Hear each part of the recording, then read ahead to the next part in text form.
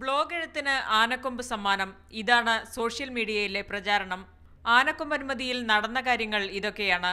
2015 ഫെബ്രുവരി 19 ആനക്കൊമ്പ് കൈവശം വയ്ക്കാൻ അനുവദിക്കണമെന്ന കത്ത് മോഹൻലാൽ കേന്ദ്ര വനം പരിസ്ഥിതി മന്ത്രാലയത്തിന് നൽകി.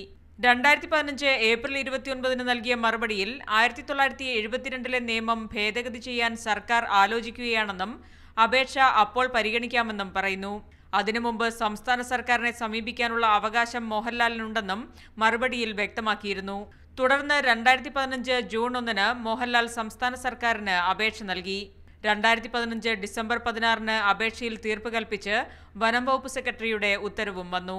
1972 വനസംരക്ഷണ നിയമത്തിലെ സെക്ഷൻ 40 സബ്സെക്ഷൻ 4 പ്രകാരമുള്ള അധികാരം ഉപയോഗിച്ച് ആനക്കൊമ്പ് കൈവശം വയ്ക്കാൻ അനുമതി നൽകുകയായിരുന്നു.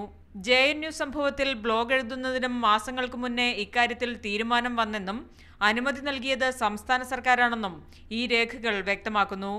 ശാലിനി ദാസ്, മാതൃഭൂമി ന്യൂസ്, തിരുവനന്തപുരം.